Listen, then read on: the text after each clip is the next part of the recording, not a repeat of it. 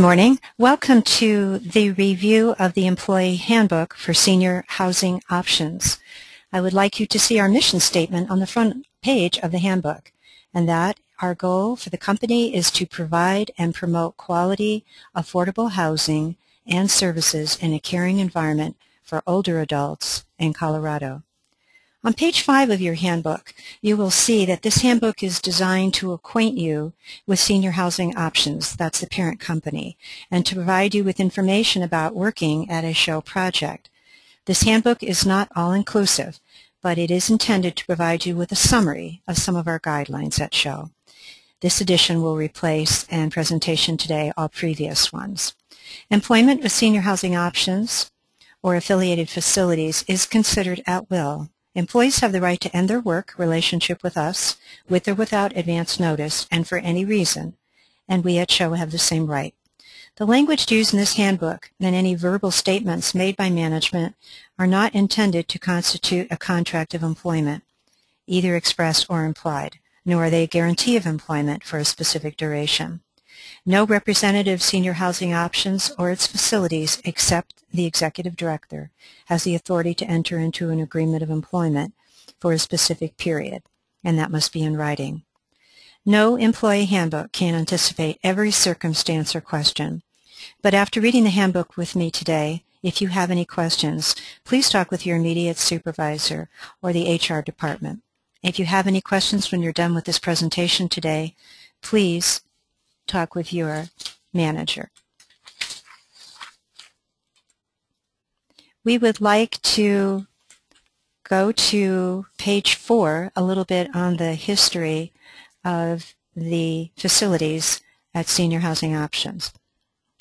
Senior Housing Options was formerly known as the Ecumenical Housing Corporation, and it was founded as a 501(c) nonprofit charitable organization in 1979 to provide housing for low and moderate income people age 55 and older who were living in the Denver City area and facing displacement because of rising housing costs. In 1985 and 87, the Board of Directors modified the mission statement, as we just went over a little while ago, and created 2 properties in the Denver area, one for HUD apartments and the other for assisted living facilities at the Barth Hotel and at the Olin, respectively. We are a nonprofit, and we have facilities located around the state where 500 residents live, 7 assisted livings and 7 subsidized apartments. Let's turn over to page 6, if you would, under the Equal Employment Opportunity section of your handbook. We are a facility that likes to promote people who join our team and show potential and the ability to do a good job and have perhaps a promotion.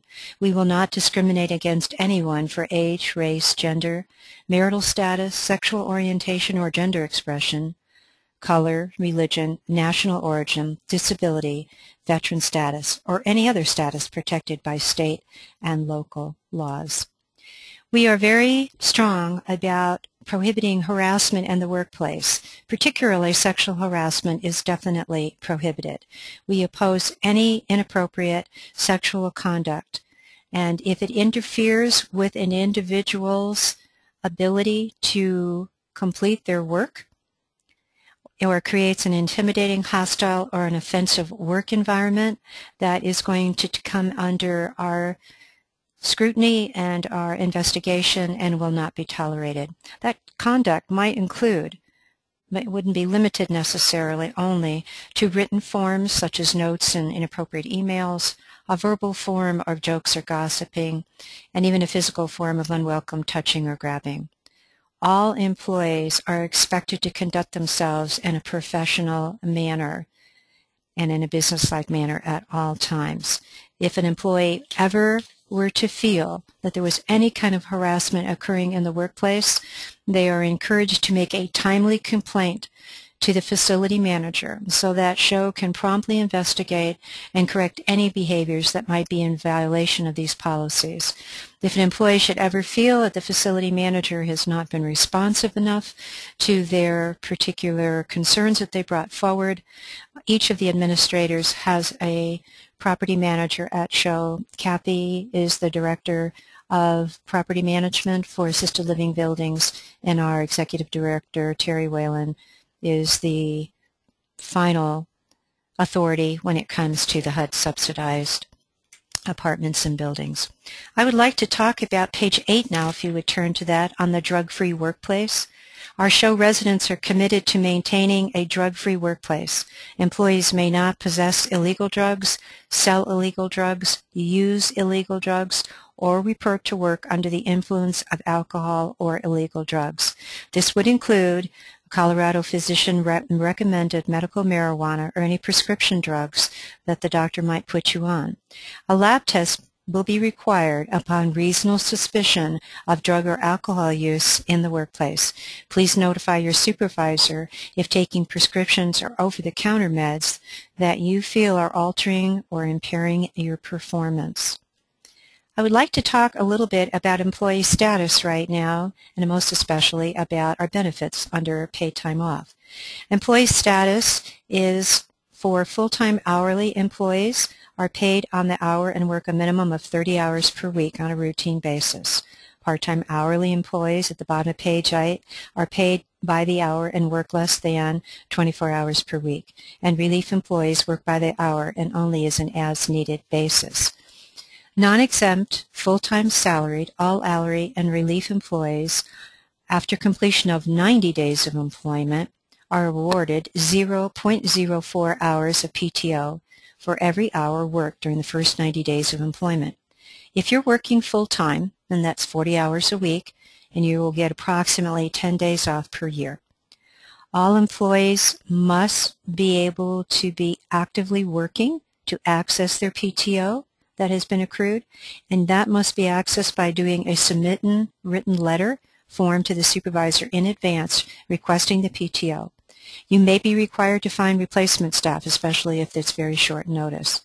You must record PTO taken on a timesheet or an exception sheet so we can be accurate with your requests and make sure that they hit the payroll in a timely fashion.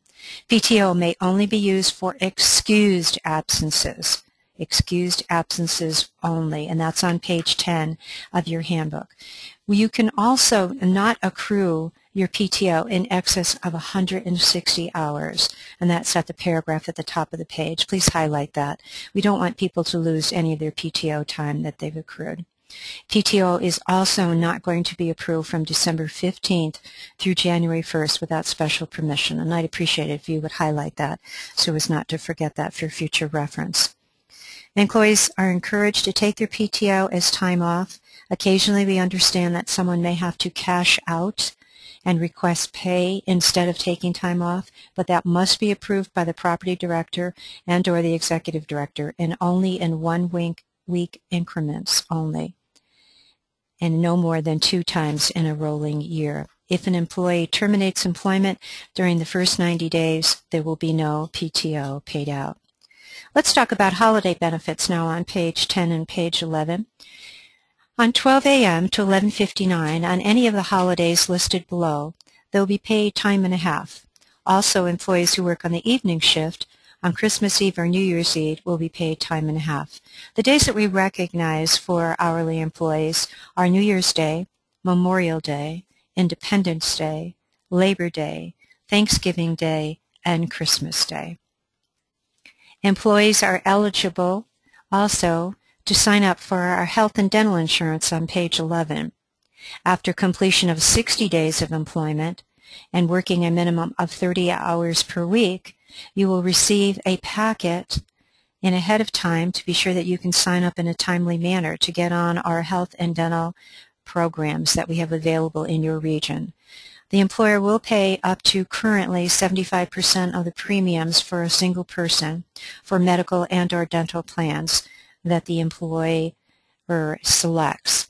That may change as the Affordable Care Act is rolled out and we have to come into compliance with the general plan from the federal government. At this point, in November of 2013, we are doing 75% of the single person's enrollment. If you're covering more than one person, the employee must pay the additional premiums through authorized payroll deductions. Deduction forms, insurance applications, and any other related information must be submitted to the employer's payroll department no longer and later than 30 days prior to the employee's date of eligibility.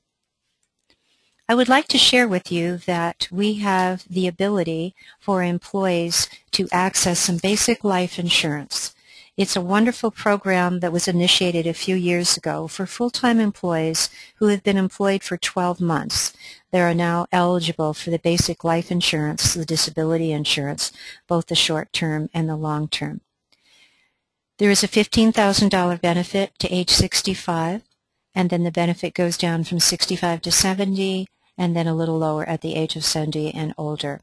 The benefit is doubled if you die accidentally. There's a guaranteed issue, and there's no need to qualify medically. The disability insurance income replacement when you're sick or injured is not a work comp related situation. It might be something that has occurred to you outside of work, either through surgery, some kind of unexpected cancer, a car accident, something like that outside of the work environment and not covered by a workers' comp provider. There is a 60-day elimination period, a waiting period, and up to 60% of pre-disability base wages are available. There are two parts to the disability insurance. There is a short-term disability and a long-term disability. The short-term disability starts after 60 days of disability and will pay 60% of the base weekly wages for 30 days. And at the beginning of the long-term disability starts at 90 days of disability following the short-term disability, and it pays 60% of gross monthly base wages. This is a wonderful coverage that Senior Housing Options has offered, and there have been several employees who have had the benefit to access this benefit in the time that they were employed with us. You do have the opportunity to know that the short-term and long-term disability benefits are tax-free, and SHO will add the entire disability premium to the employee's paycheck as the long-term taxable earnings. There is optional life insurance available for the employee. They may purchase from $10,000 to $500,000 in increments of $10,000. There is also coverage available for spouse and children, but it must be purchased at the time of the initial offer. It is not available after that time. We do have a 403B retirement plan. Employees may voluntarily contribute your own funds on an income tax-deferred basis. After 90 days of employment, the employee can make these contributions in a minimum amount of only $12.50 per pay period through the authorized payroll deductions. That's on page 14 of your handbook. A meeting must be scheduled with the agent of the plan administrator to set up a 403 plan account before payroll deductions, however, can begin. We will be happy to give you that contact person's name and phone number, and it's a very easy way for you to begin to save money towards your retirement program. We also have education and training at each of our sites, and employees will be paid their regular pay rate for the mandatory trainings and meetings. You are expected as employees to attend all required in-services that are held throughout the year.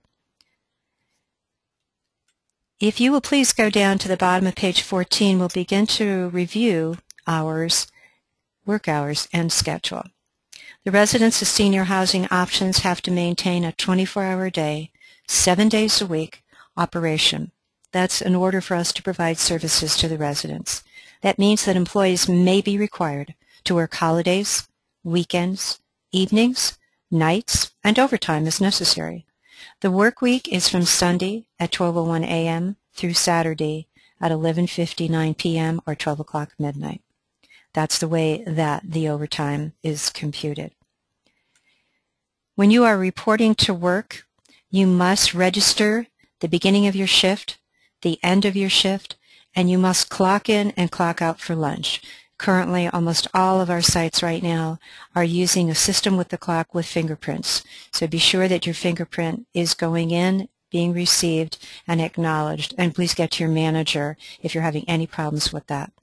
We do get reports from HR, and they're sent to the facilities for review by employees to verify your hours worked so that there won't be any surprises when your paycheck comes and all of your hours that you have worked have been totaled and computed and are seen in your payroll check.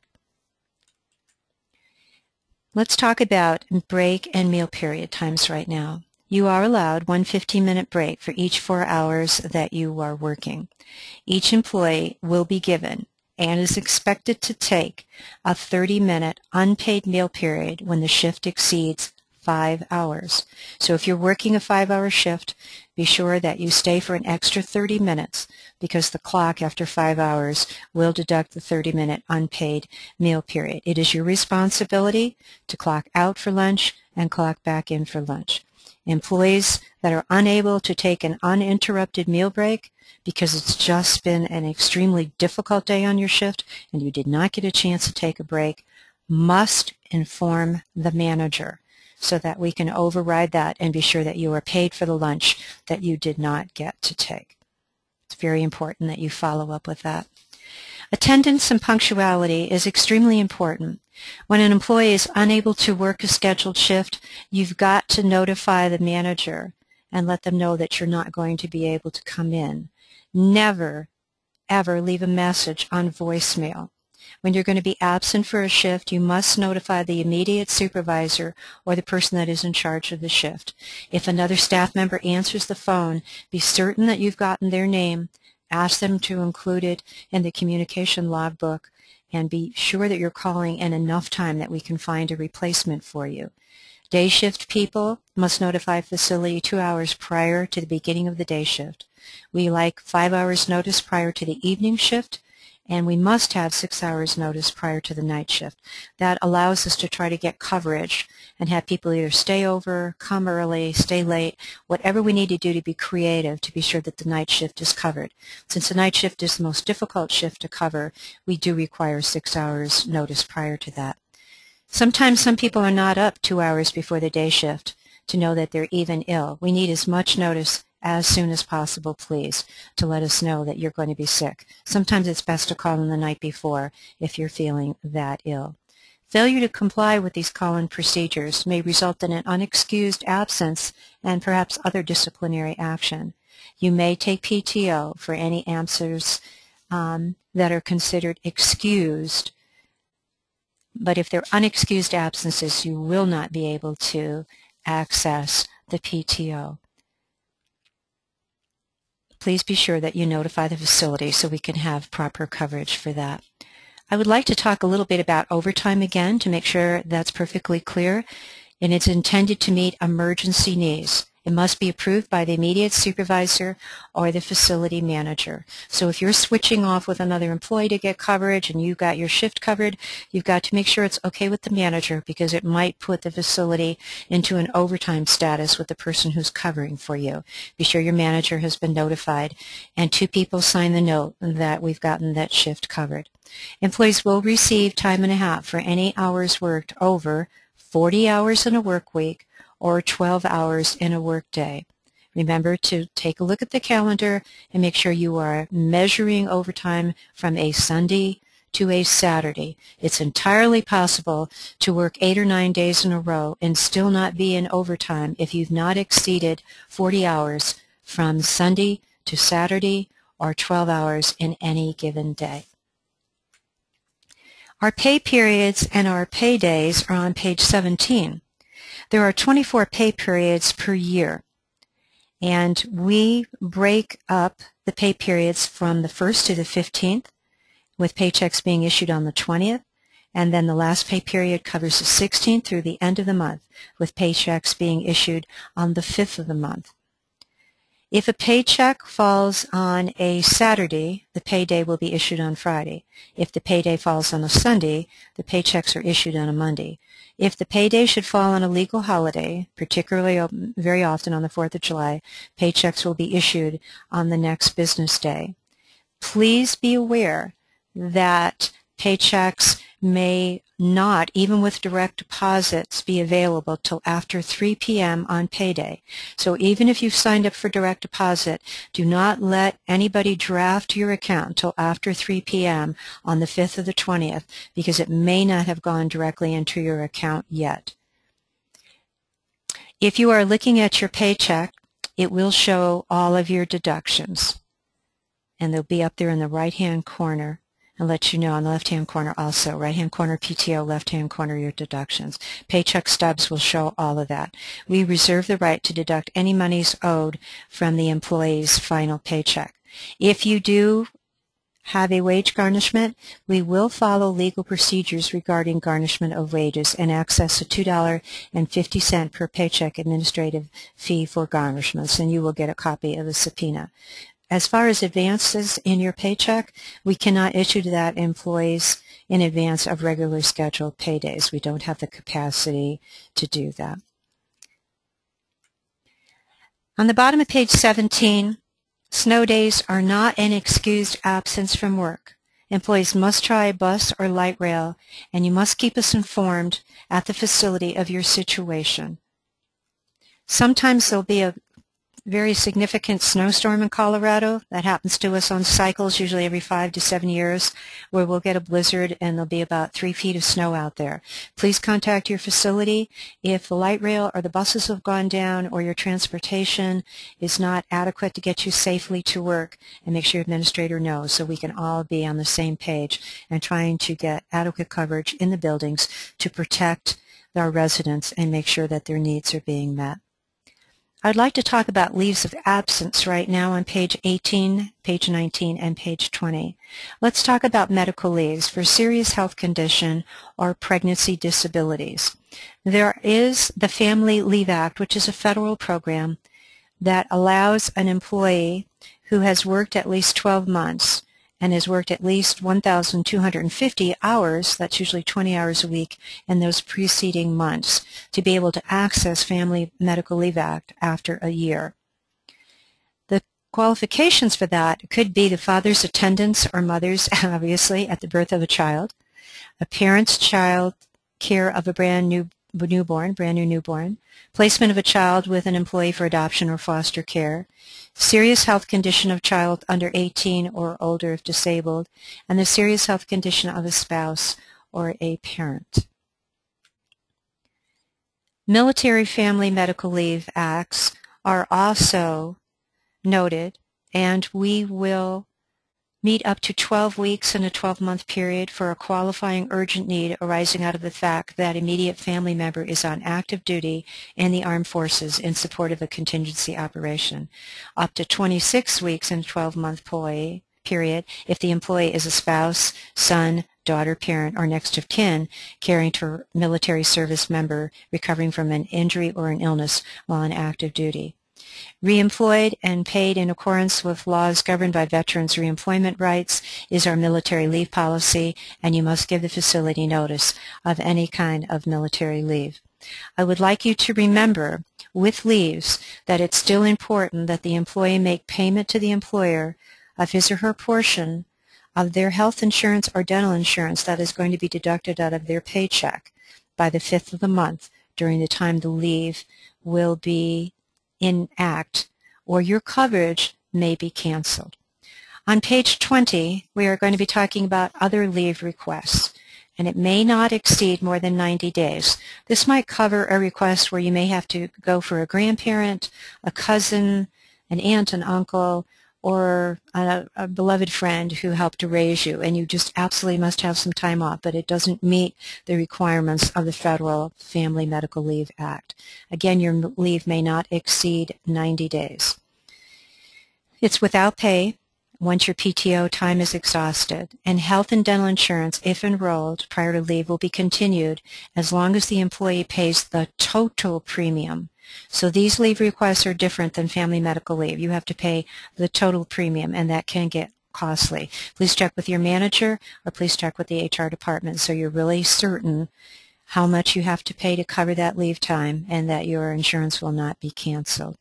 I'd like to talk about your obligations for civic responsibility of jury duty at the bottom of page 20. We recognize jury duty as a civic responsibility, and when you're summoned, you are going to be granted leave to perform your duty. If you are excused from jury duty during your regular work hours, we expect you to report back to work promptly. But you must submit the juror's service certificate so that we know that you have indeed had a summons to be on a jury. On voting, if it's necessary to arrive late or leave early, the employee must make arrangements with the manager to let them know at least a day prior to Election Day, hey, I might be a little bit late tomorrow, or I've got to come in on and leave a little bit earlier in the day, just so that you can get your voting done. We encourage you to exercise your voting rights in all municipal, state, and federal elections. And under most circumstances, it certainly is possible for an employee to vote either before or after work, but we will work with you on that. I'd like us to take a look at the general policies that I'd like to review at this point, starting with our anti-violence policy. Our goal is to maintain a work environment which is free from intimidation, threats, or violent acts. This includes, but isn't limited to, intimidating, threatening or hostile behaviors, physical abuse, vandalism, arson, sabotage, use of weapons, carrying weapons on our property, or any other act which, in our opinion, is inappropriate in the workplace. In addition, bizarre or offensive comments regarding violent events or behaviors will not be tolerated. Employees should contact management or law enforcement authorities if they believe that there's a serious threat to their safety and the health of themselves or others. In the problem-solving and grievance procedure, if you are dissatisfied with a company practice or a decision, or if something's gone down that you're uncomfortable with, promptly discuss that matter with your immediate supervisor where appropriate. Normally, we're expecting you to bring these discussions forward within 3 to 5 days of an incident. If, however, a solution cannot be resolved with that supervisor, or you think it's inappropriate to go to that supervisor, the employee is encouraged to go to the property director or the executive director of SHO. If the problem is still not resolved, you may submit a written complaint to the executive director at the SHO executive offices at 1510 17th Street, Denver, 80202, and put it to the attention of the executive director at Senior Housing Options. Arbitration is important, and as an employee at SHO, we are really going to help you understand that an arbitrator is a negotiator. They don't work for you and they don't work for Senior Housing Options. But to be a SHO employee, you have to agree to arbitrate right up front in the middle of your orientation and your hiring process, and you will actually sign a document at the end of this handbook that is the acknowledgement of receipt of the handbook, which is including acknowledgement of this arbitration. You have 6 weeks to assert any claim in which the employee may have against SHO after the conclusion of the problem-solving and grievance procedure. When we go into arbitration, let's read together the paragraph at the top of page 22. The employee and SHO hereby agree that any and all disputes between the parties involving any claims shall be resolved exclusively by the procedures outlined above in the grievance procedure. And if the dispute cannot be resolved internally, we will go into binding arbitration under the rules of effect of the American Arbitration Association, and we will do that at SHO's principal offices, or we may have to do that through a remote conference. This obligation to arbitrate, rather than seek judicial relief, shall apply regardless of whether the dispute from the employee is grounded in contract, tort, or statutory law, and it includes claims of discrimination under Title VII, the American Disability Act, Age Discrimination in Employment Act, and any other federal, state, and municipal and statutory claims. Except as otherwise provided by statute, the arbitrator may only award damages for actual losses suffered by the injured party. For the employee, that is generally their pay. Although the arbitrator may award reasonable attorney fees and costs if provided by applicable law. You must assert your claim against SHO within 6 weeks after the conclusion of the problem-solving and grievance procedure, so be sure you follow that step first. before you ask for arbitration. This agreement does not alter the at-will nature of employment between the employee and SHO. If any portion of this provision is found invalid by a court of competent jurisdiction, the parties therefore authorize the court to modify this agreement to the extent necessary and such that the agreement is modified and enforceable. So if you have any questions at all about that arbitration policy after we've read it together, be sure to bring it up with your manager at the conclusion of our presentation this morning. Smoking policy. It is our objective to provide a smoke-free environment with all our senior housing option buildings.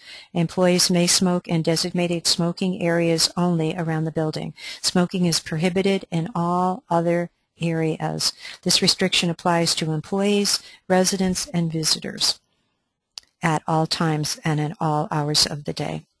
I would like to talk a little bit about emails, faxes, and voicemail. The employer maintains the right to monitor and access any messages. Although employees are able to use personal access code, we still have the right to and the ability to access and monitor any messages left or transmitted over SHO's communication systems. We are developing learning centers for the employees to be able to go to intranet pages and to have ongoing training in all of our facilities.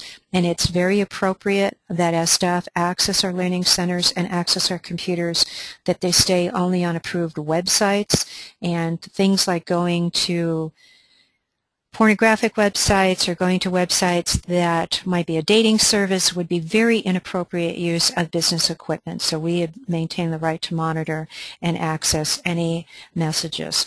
Employees should not assume that messages are confidential or that access by the employer or their designated reps will not occur. That's on the bottom almost of page 22. We do have an EIV Enterprise Income Verification System to assist in streamlining the income verification process and to provide more comprehensive oversight. HUD managers must obtain EIV user access. If any of the information from the EIV information is improperly disclosed to a third party, it would be grounds for immediate termination and can result in a felony conviction and fines up to $5,000 or imprisonment or up to 5 years. Each employee should carefully review the EIV access authorization form to understand the penalties for improper disclosure of this data. If you have any questions, be sure that you ask your direct supervisor about that. It is the policy of SHO to guard the privacy of applicants and residents conferred by the Federal Privacy Act of 1974 and the Health Insurance Portability and Accountability Act of 1996, commonly known as HIPAA, to ensure the protection of such individuals' records maintained by a property. So any copying, reproducing, distributing of confidential matter in any manner may be getting yourself into a situation that is not authorized by management and could be a violation of privacy.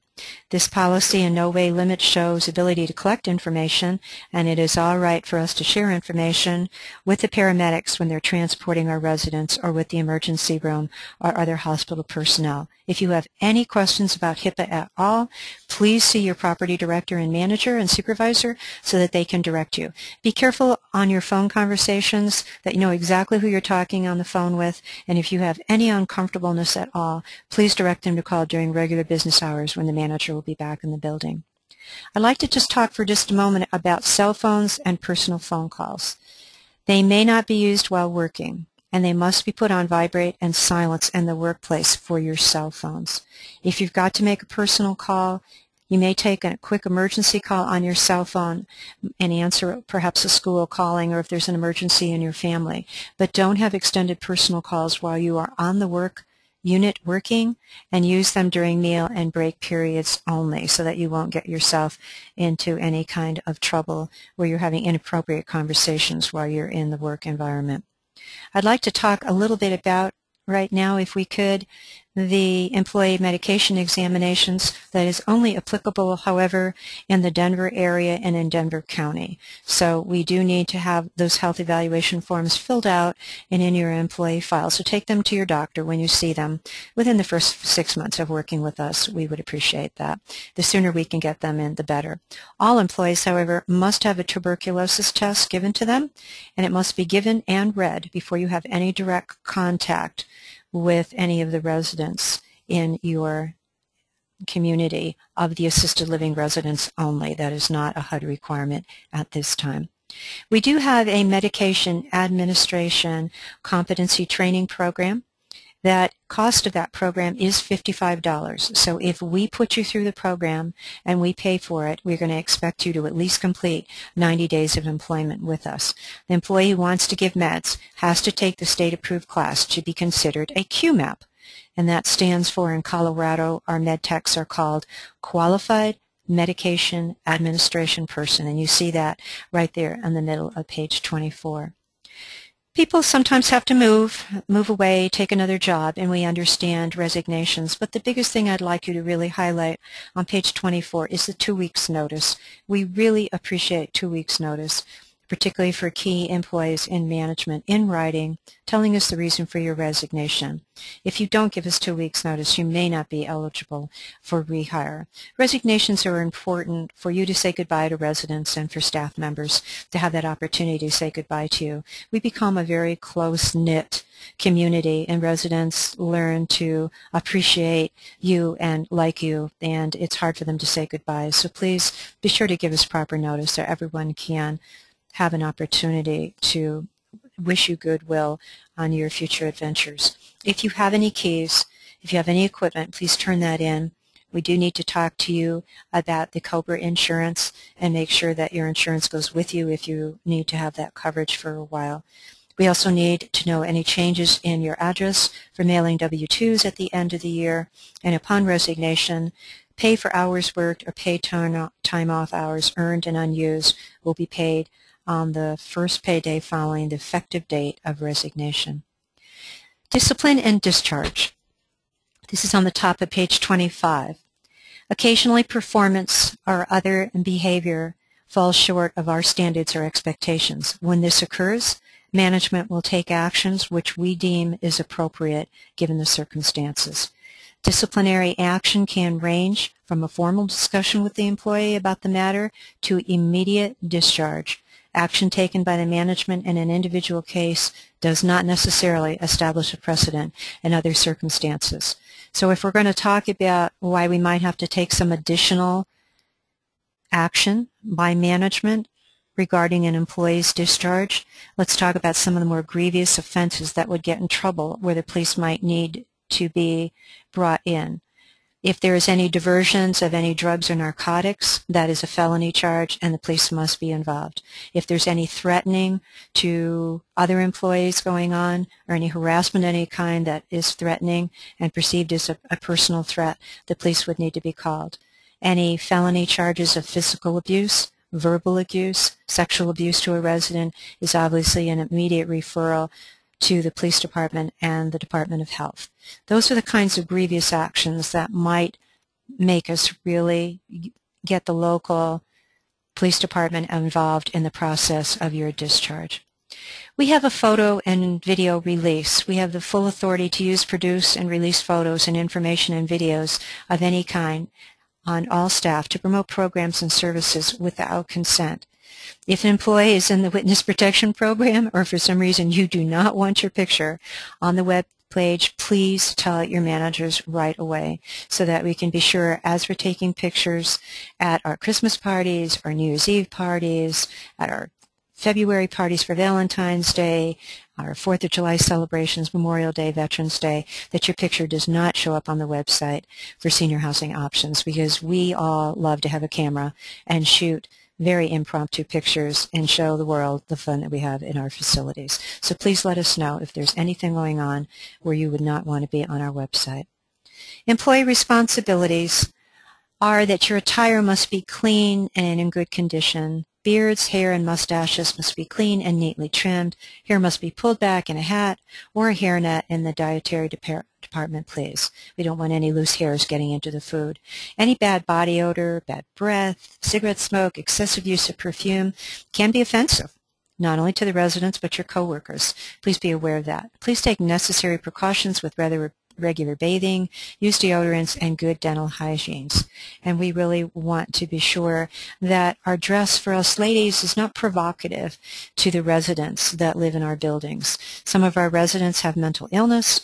They could have some delusions around an employee and think maybe perhaps they were dating them or they were in love with them or have some affection towards them, and we don't want to encourage any more delusional thoughts on the part of the residents. So we may tell you that your clothing apparel is not proper enough and ask you to cover up a bit more. Most facilities do not allow staff to wear blue jeans. We do have staff that wear white or black jeans, but blue jeans may not be acceptable. Please check with your particular manager to find out the do's and don'ts in your particular region and in your particular facility. Attitude and behavior is absolutely critical.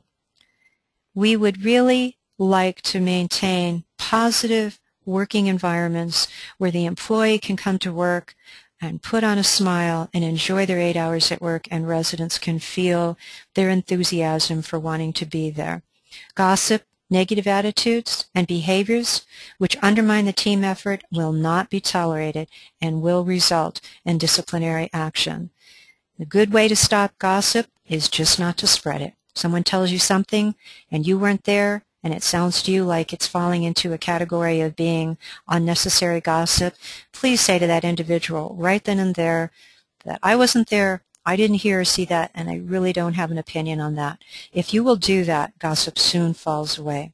There is one more thing that I wanted to include on dress code on this page before I forget to say to you, and it has to do in the area of body piercing and tattoos. Please be sure, under the dress code, the last sentence, you may have to cover up your tattoos or body piercings and take them out to conceal them in the workplace while you're at work. And your manager will let you know if there's anything in that category that we think might need to be taken care of while you're on duty. When you're reporting to work, we want you to report on the job injuries immediately, in writing, in an incident report form, and given to your supervisor. Most of your managers are going to want you to call them at home if you're injured at work. We also want incident reports for any residents or visitors that may have been injured at work. I want you to know if you are injured at work, we are going to do first aid for you, give you what you need to get back on your feet, even if it includes immediately sending you to the emergency room in a life-threatening situation, and in any kind of situation where we feel that immediate medical attention is needed in the emergency room. A laboratory test designed for the detections of drugs or alcohol, generally a urinalysis, screening, or blood alcohol analysis is required upon seeking treatment for any work-related injuries. If you are injured on the job, please fill out an incident report immediately and let us know about it. I get very disturbed when at the safety committee meeting we find out somebody waited 2 weeks or 3 weeks to let us know about an injury that might have occurred. Removal of facility or resident property is on page 27 towards the end of the page. And I would like to say to you that residents certainly have the right to sell any of their belongings, but removing property from the facility without the explicit permission of the facility manager is strictly prohibited. This includes food, supplies, equipment, and donations, or any other item belonging to a facility or residence, whether it is being used or designated for disposal.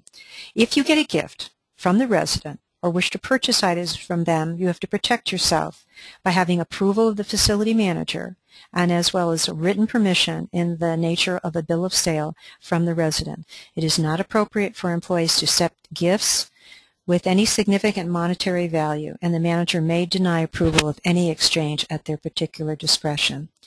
In the past, bags, backpacks, and other parcels brought into the facility are going to be subject from time to time by search by management. just to let you know that that is an appropriate way for us to maintain control of facility property. Under reporting offenses, I want to make it perfectly clear on page 27 in the middle of the page that it's each employee's responsibility to notify the supervisor of any infractions of the rules. An employee's responsibility is to the residents, not to protect another employee who commits an infraction. Failure to report this information could result in disciplinary action with that employee, and if it's a felony charge, could get you in just as much trouble with the police as the person who actually was the protagonist in the situation and caused something negative to happen to the residents. You must report any physical, verbal, sexual abuse, or anything that you think is outside of our guidelines. On the bottom of the page, I want to remind you that residents sometimes like to give us tips or gifts, but that falls into the same category as other kinds of things the residents might try to gift you with. On the top of page 28 is our solicitation policy. There will be no authorized solicitation of any resident within or on the property of a SHO facility. This includes requests to purchase items or donate or exchange money. Opportunities for residents to purchase items will be done through the activities department, and they have excursions and outings to make sure that they have all of the things they need, including sometimes indwelling stores inside of the facilities, like a peso store or an in-house facility store where they can access personal items that they may need, like bathing or showers or soap and that kind of thing. Employee fraternization with residents. It's important that residents are treated in a kind and caring manner. Special attention paid to any particular resident may cause feelings of resentment and suggest favoritism to other residents. It also creates an unreasonable dependence upon staff members involved. All residents have the right to feel that they're being treated equally and have the same opportunities to have their needs met within the structure of our community. For these reasons, special favors and attention that could not be extended to all residents are strongly discouraged. A staff member who wishes to take a resident out of the facility on an outing, on a holiday, must have the permission of the manager and the resident, and sometimes of families and guardians too. These activities may be on a volunteer basis, and the employee must present evidence of automobile liability insurance if you're actually taking them in your car. Things that have gotten some of the staff in trouble have been when they've been on outings with them. Maybe perhaps an employee might have bought a resident a beer if they've been at the ballpark. That's really inappropriate, and you can't do that kind of thing. Taking a resident out to your home for Thanksgiving without notifying appropriate management personnel could be another infraction on that.